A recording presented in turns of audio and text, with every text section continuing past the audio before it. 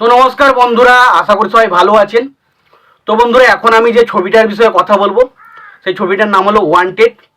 এবং এই ওয়ান্টেড ছবিতে আমরা লিড চরিত্রে দেখেছিলাম জিৎ এবং শ্রাবন্তীকে। এবং এই ছবিটা মোটামুটি জিতের কেরিয়ারের সেকেন্ড ইনিংস বলতে গেলে আমরা এই ছবিটাকেই বুঝি। তো এই ছবিটা স্পেশালি একটা ছবির সাথে ক্ল্যাশ করেছিল, যে ছবিটা হচ্ছে অমানুষ। সেই ছবিতেও লিড চরিত্রে আমরা সোহম এবং শ্রাবন্তীকে দেখেছিলাম। এবং ওভারঅল অমানুষ ছবিটা বক্স অফিসে বেশি টাকা কামাই করলো। ওয়ান্টেড ছবিটা কিন্তু এমন একটা ছবি ছিল যে ছবিটা কিন্তু মানুষ ডেফিনেটলি খুব পছন্দ করেছিল। এবং এই ছবিটা দিয়েই কিন্তু জিতের যে সেকেন্ড ইনিংস, দেখুন তার আগে পর্যন্ত জিৎ যে ধরনের ছবিগুলো করতো সেটা স্পেশালি একটা রোম্যান্টিক ছবি থাকতো, অ্যাকশন ছবি খুব একটা করতো না। তো এই ওয়ান্টেড ছবির মাধ্যমে দিয়ে তিনি কিন্তু প্রথম অ্যাকশন ছবি করা শুরু করে এবং তিনি একজন অ্যাকশন হিরো হিসেবে নিজেকে পরিণত করে। তো ওয়ান্টেড ছবিটা আমার খুব পছন্দের একটা ছবি, খুব পছন্দের একটা ছবি। ছবিটার গল্প আমার খুব ভালো লাগে এবং স্পেশালি এই ছবিতে জিতের পারফরমেন্স অসাধারণ লাগে। তো এই ছবিটাও রিমেক ছবি, তবে বলতে পারি রিমেক ছবিটার থেকেও কিন্তু আমার এই জিতের অরিজিনাল অরিজিনাল ছবিটার থেকেও জিতের এই যে রিমেক ছবিটা, এই ছবিটাই আমার কিন্তু সব থেকে বেটার লাগে। তার কারণ এখানে জিতের এক্সট্রা অর্ডিনারি পারফরমেন্স, শুধুমাত্র জিতের পারফরমেন্সের জন্য ছবিটা বেরিয়ে যায়, অসাধারণ ছবিটা লাগে। তো ছবিটা বিষয়ে আগে কথা বলবো, তো তার আগে প্রত্যেকটা বন্ধুকে অনুরোধ করবো, চ্যানেলটা নতুন হয়ে থাকলে অবশ্যই চ্যানেলটি সাবস্ক্রাইব করে নেবেন। আর যদি ভিডিওটি আপনাদের পছন্দ হয় অবশ্যই লাইক কমেন্ট শেয়ার করতে ভুলবেন না। তো দেখুন, জিতের ওয়ান্টেড ছবিটা অন্যান্য যে সমস্ত ছবিগুলোর সাথে তুলনা করবো সেই ছবি থেকে অনেকটা বেটার এবং অনেক ভালো ছবি একটা। এবং জিৎ এই রবি কিনাইয়ের সাথে তার অনেক ছবি করেছে, তবে এই ছবিটা এমন একটা ছবি যেটা ছবিকে জিতকে প্রপারলি আবার একটা কামব্যাক করায়।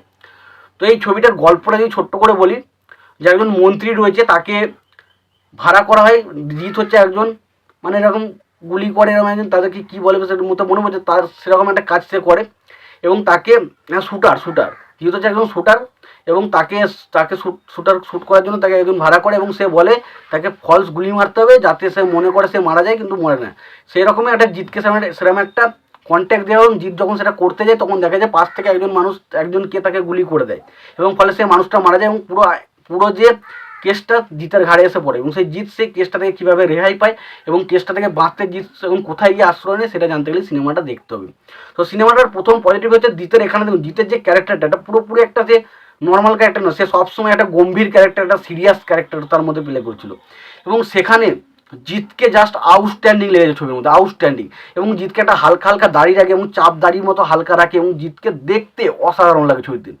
এবং জিৎ এবং শ্রাবন্তীর মধ্যে কেমিস্ট্রিটা দুরন্তভাবে ছবির মধ্যে ফুটে ওঠে এবং শ্রাবন্তীকেও ছবির মধ্যে বেশ ভালো লাগে। এবং শ্রাবন্তীর ক্যারেক্টারটা হচ্ছে এরকম, সে দেখতে সুন্দর বলে সে সবসময় নিজেকে একটু গর্ববোধ করে, এরকম টাইপের ছবির মধ্যে তাকে একটা ক্যারেক্টার দেওয়া হয়েছে।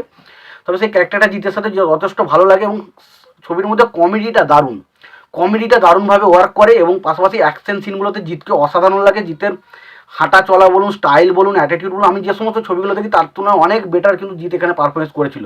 এবং জিতের এই অ্যাটিটিউডওয়ালা যে হাঁটা চলা বা তার দাঁড়িয়ে থাকে যে কথা বলা, এই যে জিনিসটা মানুষ কিন্তু দারুণভাবে অ্যাপ্রিসিয়েট করেছিল। ছবিটা কিন্তু বক্স অফিসে ইকুয়ালি দারুণ সফল হয়েছিল এবং বলা যায় জিতকে এই ছবির পর থেকে আমরা অ্যাকশন হিরো হিসেবে একটা দারুণভাবে পেয়েছিলাম।